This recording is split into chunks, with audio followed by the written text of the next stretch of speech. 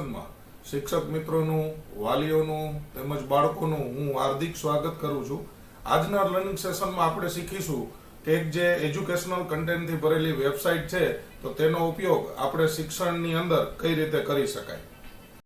એક સમય હતો જ્યારે એજ્યુકેશનનો મુખ્ય સોર્સ તરીકે એક શિક્ષક અને એક પુસ્તક હતું. જ્યારે આજના એઆઈના યુગની અંદર આપણે જોઈ રહ્યા છીએ કે અસંખ્ય એજ્યુકેશનલ ટૂલ્સ આપને જોવા મળી રહ્યા છે. એમાંનું એક ટૂલ્સ છે વેબસાઇટ.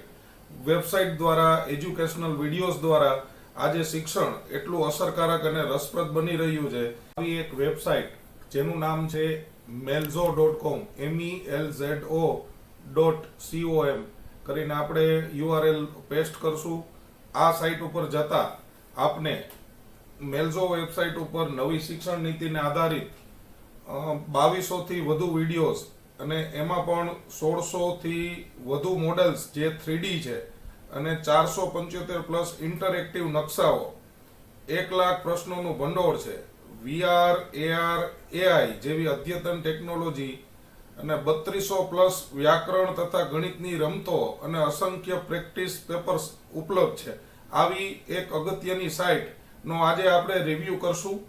આવી એક વેબસાઇટ તો આ રીતે આપણે સાઇન અપ કરશું. જેમ કે મેં mewasawaadi5@gmail.com અને મોબાઈલ નંબર અને ધોરણ 5 માટે મેં સિલેક્ટ કરેલ છે અને તેમજ મારો પાસવર્ડ અને જિલ્લો સિલેક્ટ કરેલ છે. તે કરી અને સાઇન અપ કરશો એટલે લોગિન થઈ જવાશે. પણ એ બાબત નોંધ લેવી કે જે ધોરણ તમે સિલેક્ટ કરેલ હશે તેની જ બધા એક્સ્ટ્રા વિડીયોઝથી માંડી જે એક્સ્ટ્રા એક્ટિવિટીઝ છે એ તમને જોવા મળશે.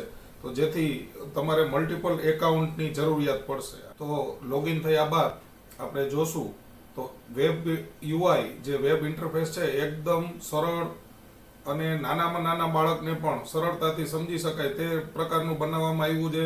તો ઉપર ધોરણ છે, અહીંયા વિષય આપણે સિલેક્ટ કરી શકશું.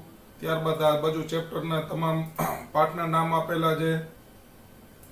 ત્યારબાદ અહીંયા વિડીયો ઓનલી અને લેસન પ્લાન. જેમ કે આપણે શિક્ષક હોય તો આપણે લેસન પ્લાન મુજબ કે ભાઈ કોઈ ફકરો ભણાવ્યો ત્યારબાદ એની કોઈ ક્વેશ્ચન કે MCQ પૂછવા હોય બાળકને તો એ રીતે આપણે લેસન પ્લાનને સિલેક્ટ કરશું એટલે અલગ અલગ વિભાગની અંદર અલગ અલગ એક્ટિવિટીઝની અંદર તે નોખું કરીને આપશે આપને. અને જો આપણે વિડીયો ઓનલી કરશું તો મતલબ કે આ આખા પાઠનો વિડીયો એકારે વચ્ચે બ્રેક લીધા વગર અને કન્ટિન્યુ પાઠ આખો તેની અંદર આવશે. આ રીતે મુખ્ય આપણે ઇન્ટરફેસ અને પાઠનું સિલેક્શન તેમજ ધોરણ સિલેક્શન કરી અને આપણે એજ્યુકેશનમાં આનો ઉપયોગ કરી શકશું.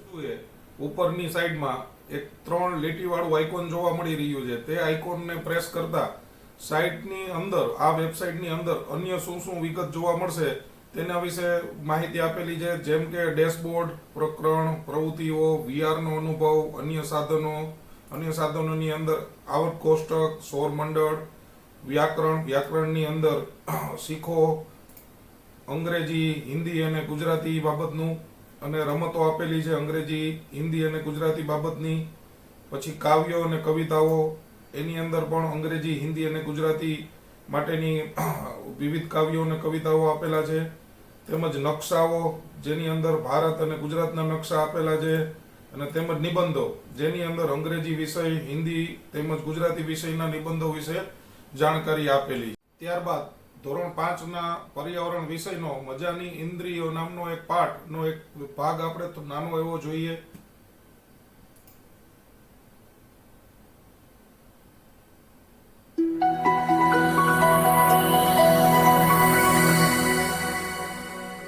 પાઠ 1 મજાની ઇન્દ્રિયો.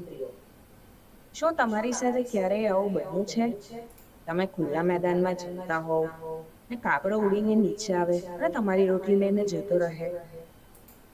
તો આવી રીતે સરસ મજાનું એનિમેશન વાળો વિડીયો આપણે જોઈ રહ્યા છીએ. તેમજ આ વિગતની અંદર વધારામાં આપણે પ્રશ્નોત્તરી, ઓનલાઈન ટેસ્ટ, પ્રેક્ટિસ ટેસ્ટ અને સ્વાધ્યાયના પ્રશ્નો જેવા અન્ય વિગતો પણ આપણે જોઈ શકશું. તેમજ જો હવે આ પ્રકરણ નોંધ નામની એક વિશેષ વસ્તુ આ પાઠની અંદર આપણે જોવા મળી રહી છે. તમામ પાઠની અંદર આ મટીરિયલ પ્રકરણ નોંધ નામનું અવેલેબલ છે. પ્રકરણ નોંધની અંદર જે આ પાઠના મહત્વના મુદ્દા છે, જેમ કે આપણે એક પાઠના મુદ્દા જોઈએ તો મજાની ઇન્દ્રિય નામનો જે પાઠ છે તેની અંદર પ્રસ્તાવના, તો પ્રાણીઓની વિશિષ્ટ શક્તિઓ અને અસામાન્ય લક્ષણો, દ્રષ્ટિ, ગંધ, શ્રવણ, ઊંઘ, અવાજ અને તેના પ્રકાશ, ધ્વનિ અને ખોરાક પ્રત્યેની પ્રતિચારોનું વર્ણવે છે. આ રીતે મુખ્ય મુદ્દા વિશે આપણે શું એ પાઠની અંદર ભણાવવાનું આપણે પીપીટી બનાવવી હોય તો પણ એનો ઉપયોગ થઈ શકે, અથવા તો જે આ પાઠના મુખ્ય સાર છે તે પણ આપણે પ્રકરણ નોંધની અંદર જોઈ શકીએ છીએ.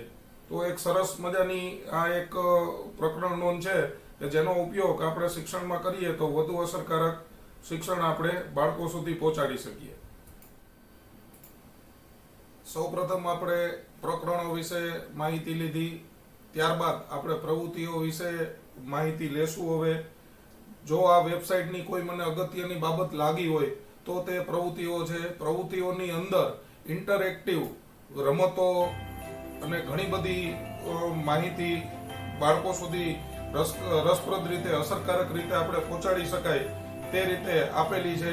જેમ કે આ સરવાળો છે અને આ ઉપરની બાજુએ ધોરણ 1 થી 3 માટેની પ્રવૃત્તિઓ, ધોરણ 4 થી 6 ની પ્રવૃત્તિઓ, ધોરણ 7 થી 9 ની પ્રવૃત્તિઓ, 10મા ધોરણ, 11, 12 એ રીતે અલગ અલગ વર્ગોની અંદર વિભાજિત કરેલ છે. જેની અંદર આપણે 1 થી 3 નું એક ઉદાહરણ તરીકે અત્યારે આપણે જોઈએ તો 1 થી 3 ધોરણની અંદર આપણે સરવાળો જોઈએ તો સરવાળાની અંદર આટલા બધા સ્ટેજ આપેલા છે. જે પ્રમાણે બાળકો પોતાનું સ્ટેજ ક્લિયર કરતા જશે અને આગળ પોતે રસપ્રદ રીતે ઇન્ટરેક્ટિવ રમતો દ્વારા અને શિક્ષણ મેળવશે. જેમ કે પ્રથમ સ્ટેજમાં આપણે જઈએ તો સરવાળો રમવા ઉપર ક્લિક કરો તો અહીંયા સરસ મજાની એક માઇન્ડ એક્ટિવિટી આપેલી છે કે ભાઈ 1 અને 4 બે એડ કરતા કેટલા થાય, તો કે 5 થાય તો અહીંયા આપણે 5 જેવા દબાવશું એટલે એ રીતે સાચો જવાબ, અને નેક્સ્ટ આગળના પેજ ઉપર આપણે આગળ જશું. તો આવી રીતે આપણે જોઈશું કે સરસ મજાની ઇન્ટરેક્ટિવ રમતો આપેલી છે જેની અંદર સરવાળો, બાદબાકી, ગુણાકાર, રંગોની રમત, ગણતરીની રમત, પેટર્ન પૂર્ણ કરવી અને બધી એક્ટિવિટી સરસ મજાની આની અંદર આપેલી છે. તેમજ ધોરણ 4 થી 6 ની અંદર જાય તો અપૂર્ણાંકની રમત, રંગોની રમત, ધોરણ પ્રમાણે તેની અંદર વિવિધ રમતો પણ આપેલી છે. અને ધોરણ 7 થી 9 ની અંદર વિવિધ સમીકરણો, પૂર્ણાંક સંખ્યા, અપૂર્ણાંક, દશાંશ, વિજ્ઞાનના જોડકા, બીજગણિતના પ્રશ્નો, આવા વિવિધ પ્રકારની એક્ટિવિટીઝ પણ સરસ મજાની આપેલી છે. બાદ આપણે VR નો અનુભવ કરશું. તો VR ના અનુભવ માટે આપણે એક VR બોક્સ જોશે જેની અંદાજિત કિંમત 300 થી 500 રૂપિયાની આસપાસ એમેઝોન ઉપર તમને મળી જશે. અને તેની અંદર તમારે મોબાઈલ રાખવાનો હોય છે.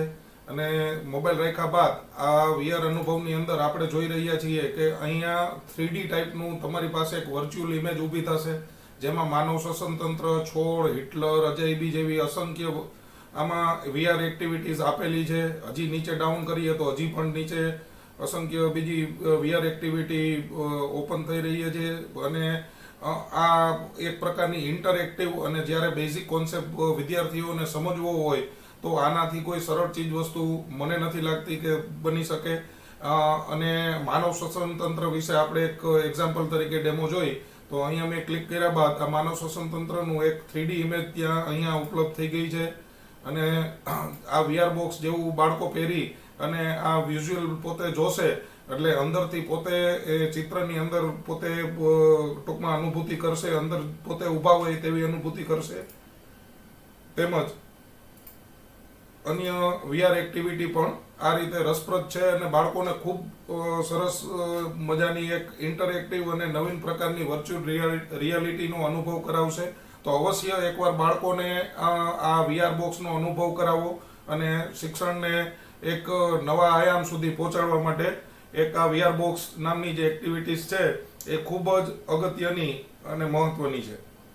melzo.com ની મહત્વની જે કાંઈ બાબતો હતી તે મોટે ભાગની આ વિડીયોઝની અંદર મેં આવરી લીધેલ છે. તેમજ અન્ય વસ્તુઓનો જેમ કે અન્ય સાધનો, વ્યાકરણ, કાવ્ય, કવિતાઓ, નકશાઓ, નિબંધો વિશે તમે તમારી રીતે સાઇટને વિઝિટ કરી અને તેનો ઉપયોગ કરી શકશો.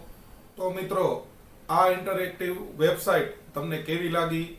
શું તમને એજ્યુકેશન બાળકો સુધી પહોંચાડવામાં આ અસરકારક બની શકે છે?